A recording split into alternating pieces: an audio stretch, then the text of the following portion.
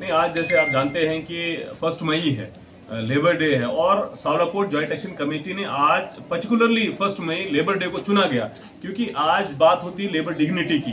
क्योंकि ये मुल्क अगर बनाया है तो वो मजदूरों ने बनाया, आम आदमी ने बनाया है और इसके खून पसीने से पूरा मुल्क, कोई भी प्रोजेक्ट, कोई भी इंफ्रास्ट्रक्चर खड़ा होता है। बात होती है फर्स्ट डे डिग्निटी की, बात होती है लेबर राइट्स की। और सावलाकोट और रामन में आप देखेंगे कितने भी प्रोजेक्ट्स आए, यहाँ पर लेबर्स को दबाया गया, उनके हकूक को दबाया गया।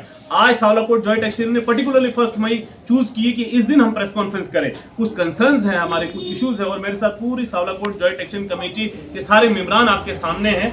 हमारे जो कंसर्न्स हैं, हम चाहते हैं कि सरकार उस पर क्लैरिटी दे, एडमिनिस्ट्रेशन उसको उस पर क्लैरिफाई। सबसे बड़ा मुद्दा है डाइवर्जन। आप जानते हैं कि जो ऑल वेदर रोड कनेक्टिविटी का एक लेटर 13 अप्रैल 2026 को डॉक्टर जितेंद्र सिंह ने लिखा मोहनलाल खट्टर जी को कि जो है सावलाकोट के लिए जो ऑल वेदर रोड कनेक्टिविटी है वो वाया उधमपुर होना चाहिए। और उसको जो उधमपुर के एमएलए हैं उनका ही जो प्रपोजल था उसको फॉरवर्ड किया। एक प्राइम मिनिस्टर ऑफिस में जो हमारे जितेंद्र सिंह जी हैं वो बैठे हैं, तो मोहनलाल खट्टर जी को उनकी बात माननी पड़ेगी। हम चाहते हैं कि हमें एडमिनिस्ट्रेशन इस पे क्लैरिटी दे कि क्या ये सही है और अगर है तो क्यों ऐसा हो रहा है। क्योंकि आप जानेंगे लाखों हेक्टर जमीन जो है रामन में पहले ही रोड कनेक्टिविटी के लिए ऑक्युपाई कर दी गई है और यहां से रोड बनाया गया है। अगर ये डाइवर्ट हो रहा है तो क्यों हो रहा है, क्या वजह है, रामन के लोगों के साथ क्यों धोखा किया जा रहा है।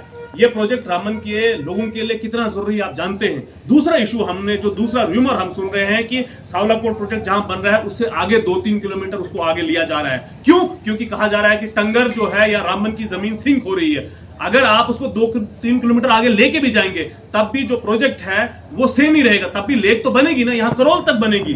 तो उसका हमारे साथ, रामन के साथ कहीं मजाक तो नहीं हो रहा है, ना इंसाफी तो नहीं हो रही है। तीसरी हमारा मोटा मुद्दा ये है कि आप देखिए कि जिन लोगों की जमीनें गई हैं उनको 8-10 साल पहले कंपनसेशन मिला है, मगर कंपनसेशन फेयर कंपनसेशन एक्ट के हिसाब से नहीं मिला है। 20% अभी भी वहां पर पड़ा है, वो लोगों को दबाया गया है। जो लैंड अनयूज्ड है, सरकार का कानून है वो जमीन वापस कर दी जाए जो ओरिजिनल, और अगर जमीन वापस ली है तो हमें रिवाइज रेट पर कंपनसेशन मिले।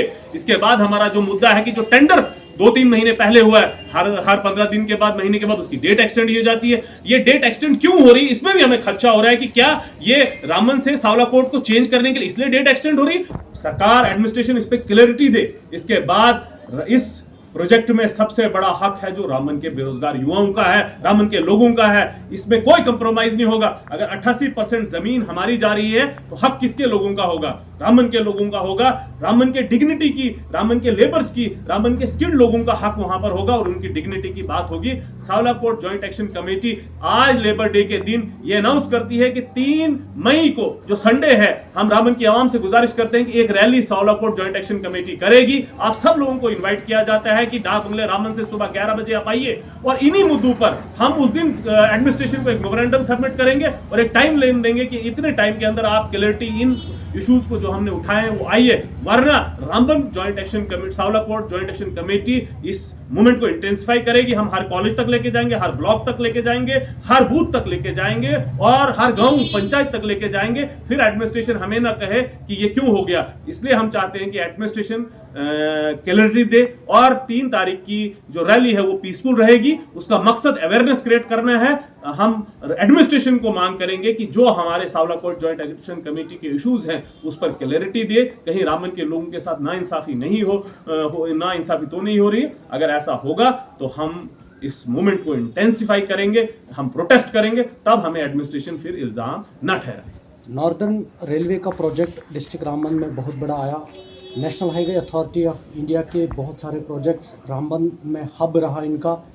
कितनी जो आसाइश मिली रामबन को और जो लेबर क्लास के लोग हैं उनको कितना इंसाफ मिला, और जिन्होंने लैंड दी इस प्रोजेक्ट को, चाहे रेलवे हैं या नेशनल हाईवे है, उनको कितना इंसाफ मिला, उसके लिए क्या बात होगी? नहीं, रामबन के लेबर्स को दबाया गया, आज वो मुद्दा नहीं है। मगर आप देखेंगे रेलवेज में रामन को कोई फायदा नहीं मिला। प्रेस कॉन्फ्रेंस हाईवे में जाहिर है उन मुद्दों हाईवे को में हमें है। बिल्कुल हाईवे में ना हमें कोई फायदा मिला। चंद लोगों ने at the helm of affairs ने फायदा उठाया, रामन को लूटा। सबलेट पे सबलेट किया गया और लाखों रुपए का रामन ने नुकसान किया। हाँ, रामन को कुछ मिला तो सिर्फ धूल मिली, गर्दा मिला, नुकसान मिला, यहाँ लोग शहीद हुए। और यही हमें खर्चा है सावला कोर्ट के साथ होगा। सावला कोर्ट जो बनेगा उसमें सबसे बड़ा नुकसान इन्वायरमेंटल किसका होगा? रामन के लोगों का। जमीन किसकी जाएगी? रामन के लोगों का। अगर सारा नुकसान रामन उठा रहा है तो उसका जो पहला हक है, उसमें जो मफाद है, फायदा है, वो भी रामन के लोगों का होगा। जो रेलवे में हुआ, जो हाईवेज में हुआ, वो सावला कोर्ट में हम होने नहीं देंगे। इसीलिए Savla court joint action committee बनी है और we will fight tooth and nail, और हम पूरा इसको लड़ेंगे। और आपके माध्यम से मैं लोगों से गुजारिश करूंगा कि 3 तारीख की रैली में आप आइए, और एडमिनिस्ट्रेशन से बोलूंगा कि आप जितना जल्दी अपनी क्लैरिटी इस पे देंगे उतनी ज्यादा हम लोग इस पे अपनी बात आगे रख सकेंगे। सर, ट्रांसपेरेंट कम्युनिकेशन, ये क्या था, फेयर कंपनसेशन की बात करी गई थी, तो उस साल इस तरह नहीं, आप समझेंगे कि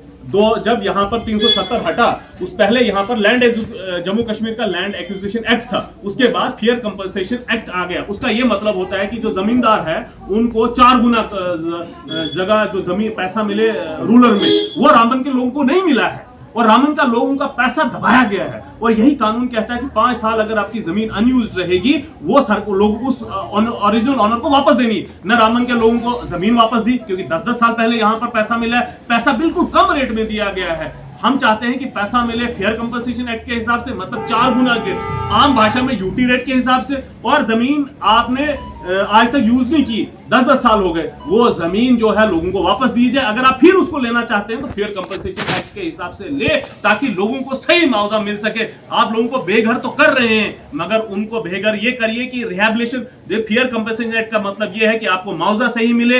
रिहैबिलिटेशन पॉलिसी है, उसका प्रॉपर नोटिस पॉलिसी है, वो डिसाइड करेंगे वहां के लोकल पंचायत और वहां के लोग, न कि यहां पर जबरदस्ती सरकार करेगी। और अगर उनको जबरदस्ती लेना है तो जाबराना पे करना पड़ेगा। ये हमारा मुद्दा भी एक है सावला कोर्ट जॉइंट एक्शन कमेटी।